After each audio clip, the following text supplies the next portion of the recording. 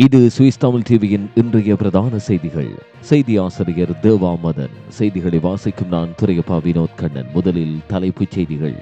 Canton சொலத்தோனில் பரபரப்பு. துப்பாக்கி முனையில் கட்டி வைத்துக் கொள்ளை சம்பவம். சுத் மாகாணத்தில் பயங்கர விபத்து. லோரி மீது மோதியதில் கார் டிரைவர் மரணம்.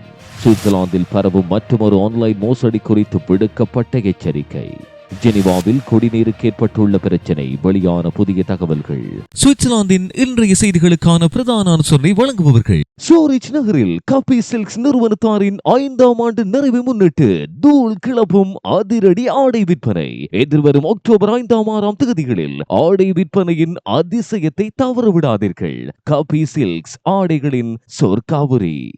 சூரிச் நகரில் யோகி மாஸ்டரின் ஸ்டார் இன்ஸ்டிடியூட்டின் நஹ்ஹில்ஃப வகுப்புகள் 1 முதல் 9ஆம் வகுப்பு வரையான பிரைமார், செகண்டார் மற்றும் மிடில் ஷூல இன்றே தொடர்பு கொள்ளுங்கள். யோகி மாஸ்டரின் ஸ்டார் இன்ஸ்டிடியூட். உங்களின் ஆயுள் காப்பீடு, வாகன காப்பீடு, வீட்டு காப்பீடு முதல் அனைத்து காப்புறுதி சேவைகளுக்கும் சுவிட்சர்லாந்தின் ஆர்கோ மாகாணத்தில் மக்கள் நன்மதிப்பை வென்ற நிறுவனம் ஆம்னி சர்வீஸ் சொல்யூஷன்ஸ். தொடர்பான விரிவான செய்திகள். சுவிட்சர்லாந்தின் ஜெனீவாவில் குடிநீருக்கு பிரச்சனை ஏற்பட்டுள்ளதாக தெரிவிக்கப்படுகிறது. ஜெனீவாவின் சுமார் 9 மாநகர சபைகளில் குடிநீர் மாசடைந்துள்ளதாக தெரிவிக்கப்படுகிறது. இதனால் போத்தலில் அடைக்கப்பட்ட குடிநீருக்கு கிராக் நிலவி வருவதாகவும் கூறப்படுகிறது. கொதித்தாரிய நீரை மட்டும் பருகுமாறு அதிகாரிகள் அறிவுறுத்தல் வழங்கியுள்ளனர். நிறம் மாறிய அல்லது வளமைக்கு புறம்பான வகையிலான நீரை பயன்படுத்த வேண்டாம் என ஜெனீவா வாழ் மக்களுக்கு அறிவுறுத்தல் வழங்கப்பட்டுள்ளது. உணவு சுத்தம் செய்வதற்கும் உணவு தட்டுகளை கழுவுவதற்கும் கொதித்தாரிய நீரை பயன்படுத்துமாறு அறிவுறுத்தப்படுகிறது. குடிநீர் தொடர்பிலான எச்சரிக்கையை தொடர்ந்து இன்றைய தினம் பெரும் எண்ணிக்கையிலான மக்கள் அதிகளவு குடிநீர் போத்தல்களை களஞ்சியப்படுத்தி வைத்துக் கொண்டார்கள் எனவும் கூறப்படுகிறது. ஐரோப்பிய நாடுகளிலிருந்து வருபவர்களுக்கு மாத்திரம் இனி புகலிடம் வழங்கினால் போதும் என சுவிஸ் கட்சி ஒன்று பரிந்துரை செய்துள்ளது. இனி ஐரோப்பிய நாடுகளிலிருந்து வருபவர்களுக்கு மாத்திரம் புகலிடம் வழங்கினால் போதும் என சுவிஸ் மக்கள் கட்சி பரிந்துரை செய்துள்ளது.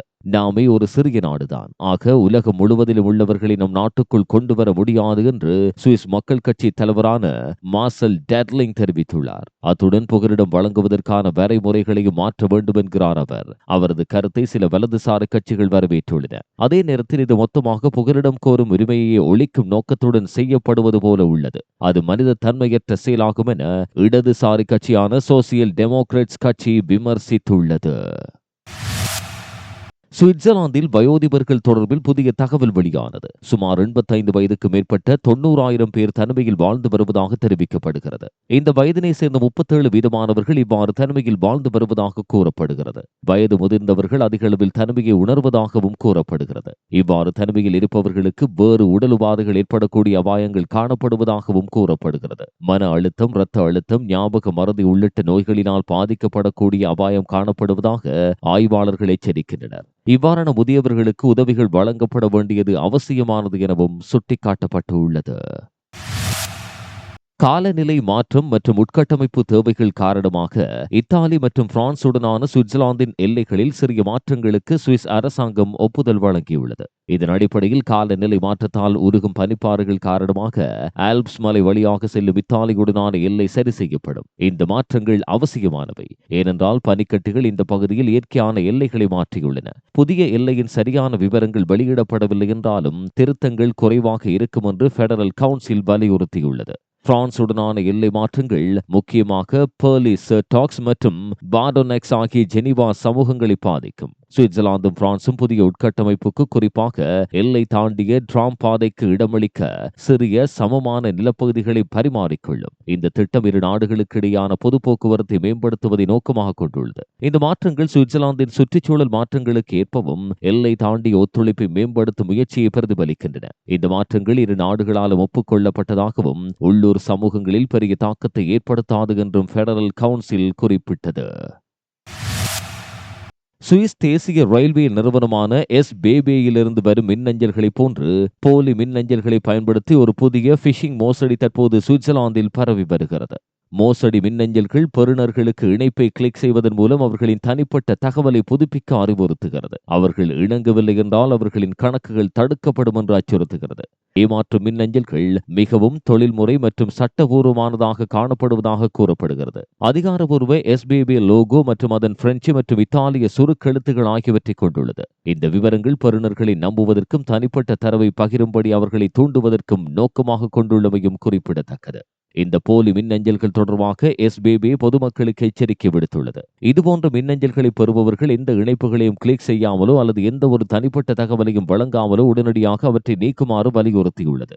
இந்த வகையான மின்னஞ்சல்கள் உள்நுழைவு சான்றுகள், வங்கி விவரங்கள் அல்லது பிற தனிப்பட்ட தரவு போன்ற முக்கியமான தகவல்களை திருட வடிவமைக்கப்பட்டுள்ளன. தகவல் தொடர்புகளின் நம்பகத்தன்மையை நீங்கள் உறுதியாக அறியாதவரை தனிப்பட்ட தகவலை பகிர வேண்டாம் எனவும் கேட்டுக் கொள்ளப்பட்டுள்ளது. சிறிய விளம்பர இடைவெளியின் பின்னர் செய்திகள் தொடரும். சுவிஸ் நாட்டில் உங்கள் நிறுவனத்தின் நிதி நிலைகளை கையாள்வதில் சிக்கலா? உங்கள் நிதி சிக்கல்களுக்கு ஒரே தீர்வு என்ன? நிறுவனம் PR அக்கவுண்டிங் அண்ட் கண்ட்ரோலிங் மாத்திரமே.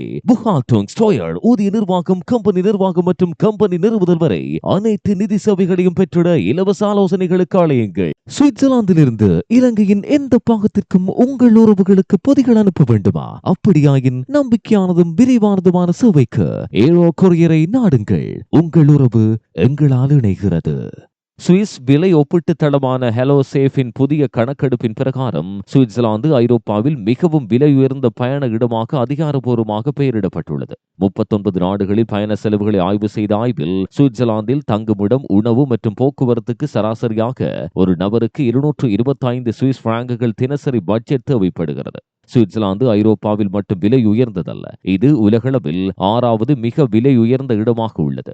முதல் 5 விலை உயர்ந்த இடங்கள் அனைத்தும் மாலைதீவு போன்ற வெப்பமண்டல தீவு நாடுகளாகும். இந்த இடங்களில் ஒரு நபருக்கு 230 முதல் 293 பிராங்குகள் வரை ஒரு சுற்றுலா பயணிகளுக்கான தினசரி செலவுகள் தேவைப்படுகிறது. அவை உலகளவில் சுவிட்சர்லாந்தை விட அதிக விலை கொண்ட இடங்களாக காணப்படுகின்றன. சுவிட்சர்லாந்துக்கு செல்லும் சுற்றுலா பயணிகளுக்கான உதவி குறிப்புகள் அதிக செலவுகள் இருந்த போதிலும் சுவிட்சர்லாந்தின் அற்புதமான நிலப்பரப்புகள், சுத்தமான நகரங்கள் மற்றும் நம்பகமான சேவைகளுக்காக சுற்றுலா பயணிகள் தொடர்ந்து அங்கு குவிந்து வருகிறார்கள் என்பதும் குறிப்பிடத்தக்கது.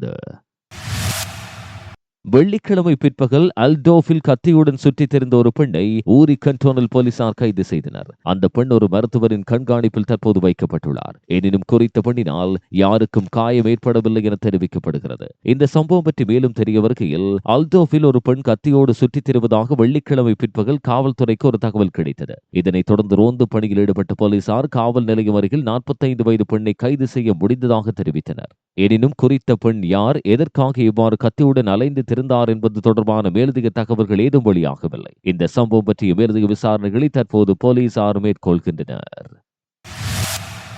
செப்டம்பர் 30, 2024 திங்கட்கிழமை காலை ஆதர்ஸ் திராசவில் கடுமையான விபத்து ஏற்பட்டது. கார் ஒன்று ட்ரக் மீது நேருக்கு நேர் மோதியதில் கார் டிரைவர் உயிரிழந்தார். இன்று காலை 8 மணியளவில் இந்த விபத்து இடம்பெற்றுள்ளது. 58 வயதுடைய நபர் ஒருவர் தனது காரை சுக்கில் இருந்து பால்ச்வில் நோக்கி ஓட்டி சென்ற போது எதிர்பாதையில் சென்று எதிரே வந்த ட்ரக் மீது மோதியுள்ளார். தாக்கம் கடுமையாக இருந்தது. கார் ஓட்டுநர் தனது வாகனத்துக்குள் சிக்கிக் கொண்டார். சுக் நகரின் தன்னார்வ தீயணைப்பு துறை உட்பட அவசர சேவைகள் விரைவாக வந்தன. ஆனால் துரதிர்ஷ்டவசமாக அந்த நபர் சம்பவ இடத்திலேயே இறந்தார். 21 வயதான ட்ரக் டிரைவருக்கு உடல் ரீதியாக இந்த காயமும் ஏற்படவில்லை. 2 வாகனங்களும் பலத்த சேதமடைந்தன. மேலும் லோரி சாலையோர சுவருக்கும் ஏறி தடுப்பு சுவருக்கு இடையில் சிக்கிக் கொண்டது. ஒரு சிறப்பு நிறுவனத்தால் ட்ரக்கை இழுத்து செல்ல வேண்டியிருந்தது. விபத்தின் காரணமாக மீட்பு நடவடிக்கைகள், வாகன மீட்பு மற்றும் சுத்தப்படுத்தல் ஆகியவற்றை அனுமதிக்கும் வகையில் ஆதர்ஸ் திராஸ் பல மணி நேரங்களுக்கு மூடப்பட்டது. சுக் வழக்கறிஞர் அலுவலகத்தின் வழிகாட்டுதலின் கீழ் சுக் காவல்துறையினர் விபத்துக்கான காரணத்தை விசாரிக்க தொடங்கினர். குடும்பங்கள் மற்றும் சம்பந்தப்பட்டவர்களுக்கு உணர்வு பூர்வமான உதவிகளை வழங்க ஒரு ஆதரவு குழு அழைக்கப்பட்டது. மொத்தத்தில் பல்வேறு தீயணைப்பு துறைகள், சுக்கின் மீட்பு சேவை, ஒரு இழுவை நிறுவனம், சாலை பராமரிப்பு சேவை, பராமரிப்பு குழு, சுக் வழக்கறிஞர் அலுவலகம் மற்றும் சுக் காவல்துறையை சேர்ந்த பல அவசரகால பணியாளர்கள் இந்த துயர சம்பவத்தின் மீட்பு நடவடிக்கைகளில் ஈடுபட்டிருந்தமை குறிப்பிடத்தக்கது. திங்கட்கிழமை செப்டம்பர் 30 காலை 9 மணிக்கு முன்னதாக கண்டோன் சொலத்தோனில் பரபரப்பு சம்பவம் ஒன்று இடம்பெற்றுள்ளது. சொலத்தூன் ஆன்சிங்கனில் உள்ள டூனன்ஸ் திராசவில் அமைந்துள்ள கேரேஜில் 2 பேர் தாக்கப்பட்டு கொள்ளை அடிக்கப்பட்டதாக கண்டோனல் எச்சரிக்கை மையத்திற்கு தகவல் தெரிவிக்கப்பட்டது. ஆரம்பகட்ட கண்டுபிடிப்புகளின்படி அடையாளம் தெரியாத இருவரால் ஆயுதம் காட்டி விரட்டி கட்டி வைத்து கொள்ளை அடிக்கப்பட்டுள்ளது. எனினும் இந்த சம்பவத்தில் யாருக்கும் காயம் ஏற்படவில்லை என சொலத்தூன் கண்டோனல் போலீசார் தெரிவித்தனர். தாக்குதலின் போது துப்பாக்கிச்சூடு நடத்தப்பட்டதாகவும் கூறப்படுகிறது. இதனால் யாருக்கும் காயம் ஏற்படவில்லை. லைசென்ஸ் பிளேட் இல்லாத சில்வர் நிற கோல்ஃப் கார் ஒன்றில் தெரியாத திசையில் திருடப்பட்ட பொருட்களோடு குற்றவாளிகள் தப்பியோடியுள்ளனர். சொலத்தூன் கண்டோனல் காவல்துறையின் பல ரோந்து படையினர் இணைந்து உடனடியாக தேடுதல் வேட்டையில் இறங்கினர். கண்டோனின் எல்லை பகுதிகள் அனைத்தும் தீவிரமாக கண்காணிக்கப்படுகின்றன. குற்றம் சாட்டப்பட்ட 2 குற்றவாளிகளும் 30 முதல் 35 வயதுக்கு இடைப்பட்டவர்கள் எனவும் 170 முதல் 180 சென்டிமீட்டர்கள் உயரம் கொண்ட வெளிநாட்டை சேர்ந்தவர்கள் எனவும் மதிப்பிடப்பட்டுள்ளது. இதுவரை நீங்கள் கேட்டது சுவிஸ் தமிழ் டிவியின் இன்றைய பிரதான செய்திகள். மேலும் கண்டோன் செய்திகளை ஒவ்வொரு நாளும் பார்வையிட எங்களுடைய உத்தியோகபூர்வ இணையதளமான swistamil24.com அணுகுங்கள். வணக்கம்.